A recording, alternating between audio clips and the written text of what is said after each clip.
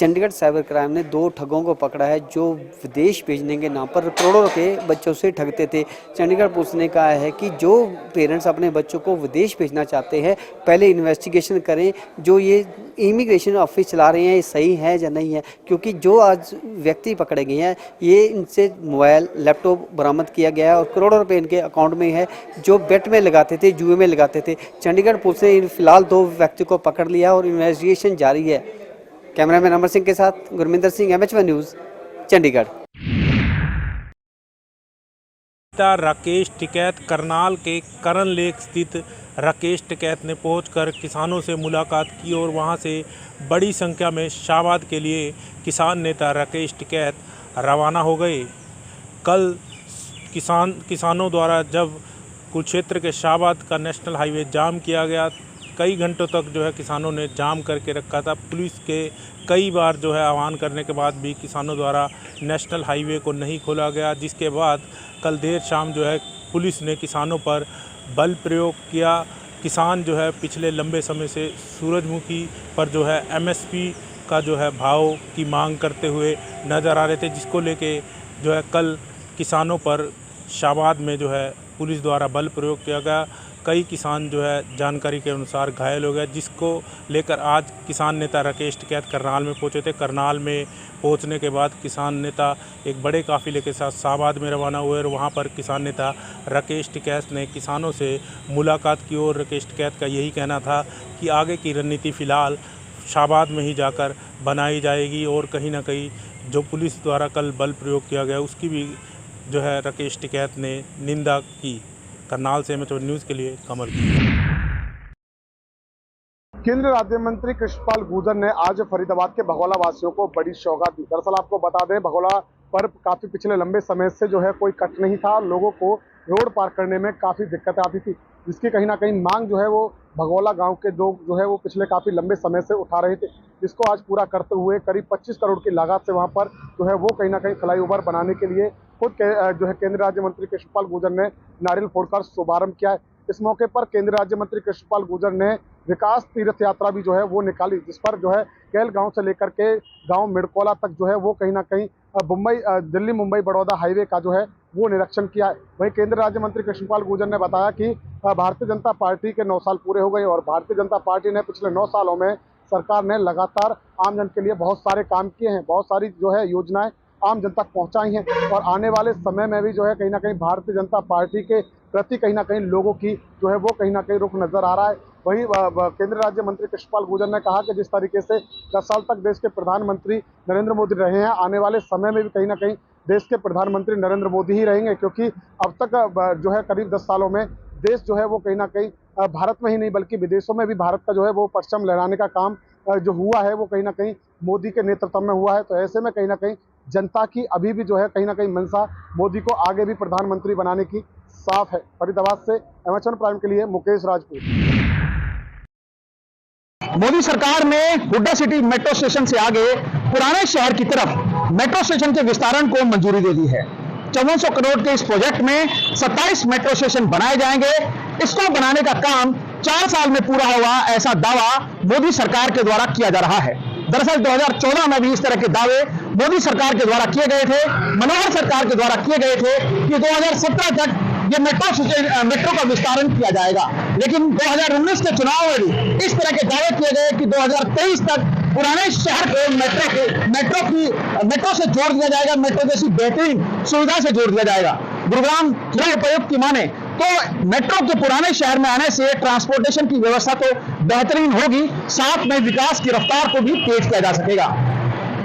Hooda city centre से पहले सुभाष चौक पर यह मेट्रो स्टेशन बनाया जाएगा, उसके बाद सेक्टर 37 में यह मेट्रो स्टेशन बनाया जाएगा, हीरो होंडा चौक पर यह मेट्रो स्टेशन बनाया जाएगा। बसई के आसपास इस मेट्रो स्टेशन को द्वारका एक्सप्रेसवे के साथ भी जोड़ा जाएगा। इसी तरह रेजांगला चौक, पलम विहार और ज्वाला मिल तक इस मेट्रो स्टेशन के विस्तारण की ये प्रोजेक्ट तैयार किया गया है। हालांकि इन दावों में कितनी सच्चाई होगी, क्योंकि 2024 का चुनाव भी नजदीक है और 2019 में भी इस तरह के दावे किए गए थे। कैमरामैन जितेंद्र शर्मा के साथ नीरज वशिष्ठ, गुरुग्राम, MH1 न्यूज। 2024 के चुनाव को लेकर युद्ध स्तर पर सभी पॉलिटिकल पार्टीज ने अपनी तैयारियां शुरू कर दी हैं। वहीं आम आदमी पार्टी ने भी अपनी तैयारियां शुरू कर दी हैं। आम आदमी पार्टी कल जींद के अंदर तिरंगा यात्रा निकालने जा रही है, जिसके अंदर दिल्ली के मुख्यमंत्री अरविंद केजरीवाल, पंजाब के मुख्यमंत्री भगवंत मान समेत हरियाणा के जितने भी दिग्गज आम आदमी पार्टी के नेता हैं वे सभी इस तिरंगा यात्रा के अंदर मौजूद रहेंगे। आपको बता दें कि आज आम आदमी पार्टी ने प्रेस कॉन्फ्रेंस कर प्रदेश भर के लोगों को इसके लिए आमंत्रित भी किया है। उन्होंने कहा कि जिस प्रकार सरकार के खिलाफ लगातार जो है प्रदर्शन किए जा रहे हैं, उसी से अब जींद से एक नई शुरुआत आम आदमी पार्टी करने जा रही है और लगातार इसी तरह के जो आगे उनके कार्यक्रम रहेंगे। उन्होंने कहा कि जब से उनके कार्यकारिणी बनी है उसके बाद से यह उनका पहला कार्यक्रम होगा, जिसके बाद से लगातार आम आदमी पार्टी के कार्यक्रम जो हैं वो शुरू हो जाएंगे। अब उन्होंने प्रदेश भर की जनता से यही आह्वान किया है कि कल ज़्यादा से ज़्यादा संख्या में लोग जींद पहुंचे और जहां पर उनकी तिरंगा यात्रा है उसको सफल बनाएं। इसके साथ ही उन्होंने सरकार पर भी कई गंभीर आरोप लगाए हैं। उन्होंने किसानों के मुद्दे को लेकर भी बोलते हुए कहा कि सरकार किसानों की बात नहीं सुन रही है और लगातार किसानों पर डंडे बरसाए जा रहे हैं। इसी को लेकर उन्होंने इसकी निंदा करते हुए कहा कि जहां किसान अपनी मांगों को लेकर प्रदर्शन कर रहे थे, वहां पर किसानों पर डंडे नहीं बरसाने चाहिए थे। कैमरामैन जितेंद्र हंस के साथ मृदुल यादव, एमएचएन न्यूज़, चंडीगढ़। पूर्व सरकार के समय हिमाचल प्रदेश की प्रगति के लिए ग्लोबल इन्वेस्टर मीट का आयोजन धर्मशाला में किया गया था, लेकिन वहीं अगर बात की जाए वर्तमान व्यवस्था परिवर्तन वाली सरकार ने उस ग्लोबल इन्वेस्टर मीट में हस्ताक्षरित हुए एमओयू को गति देने के लिए अब एक बार फिर से हिमाचल प्रदेश की राजधानी शिमला के सचिवालय में 2 दिवसीय बैठक का आयोजन किया है, जिसकी अध्यक्षता ठाकुर सुखविंदर सिंह सुक्खू ने खुद की है और उद्योग मंत्री हर्षवर्धन चौहान भी इसमें मौजूद रहे। और इसी दौरान जो है वो अधिकारियों को सख्त निर्देश दिए गए हैं कि जो पिछले समय के एमओयू और जो उद्योग घरानों की समस्याएं हैं उनको निदान दिलाने के लिए जल्द से जल्द जो है वो प्रयास किया जाए। और इसी के साथ 31,000 करोड़ के निवेशक के लिए यहाँ पे विभिन्न परियोजनाओं को लेकर कंपनियाँ यहाँ पहुँची हैं। और अगर बात की जाए तो 80 जो उद्योग घराने हैं वो अपने समस्याओं को लेकर 2 दिवसीय इस बैठक के दौरान सरकार और कर्मचारी जो अधिकारी हैं उनके समक्ष रखेंगे। और ठाकुर सुखविंदर सिंह सुक्खू ने ये साफ निर्देश जो है वो दिए हैं अधिकारियों को इस समस्याओं से जल्द इन्हें निपटारा कराया जाए, ताकि आने वाले समय में हिमाचल प्रदेश की आर्थिकी को सुधारने के लिए भी जहां एक और ये इन्वेस्टर मीट सहारा बनेगी। और वहीं अगर बात की जाए हिमाचल प्रदेश में बड़े उद्योग लगने के चलते हिमाचल प्रदेश जो है वो विकसित राज्यों की ओर बढ़ने में भी एक कारगर कदम रहने वाला है। मैं अपने सहयोगी पुष्पिंदर चौधरी के साथ सुनील परमार, एमएचएन प्राइम, शिमला। आंदोलन पर बैठे पहलवानों की आज खेल मंत्री अनुराग ठाकुर के साथ करीब 6 घंटे बैठक हुई। अनुराग ठाकुर के घर पर यह बैठक हुई और बैठक के बाद सहमति बनती आई बहुत सारे मुद्दों के ऊपर। एक तो सबसे पहले अब 15 जून तक पहलवान कोई भी धरना प्रदर्शन नहीं करेंगे। 15 जून तक स्थगित रहेगा क्योंकि पुलिस इन्वेस्टिगेशन कर रही है और 15 जून तक चार्जशीट दायर कर दी जाएगी। इसको लेकर पहलवान राजी हो गए हैं। इसके अलावा और भी कई पहलवानों की मांगे थी।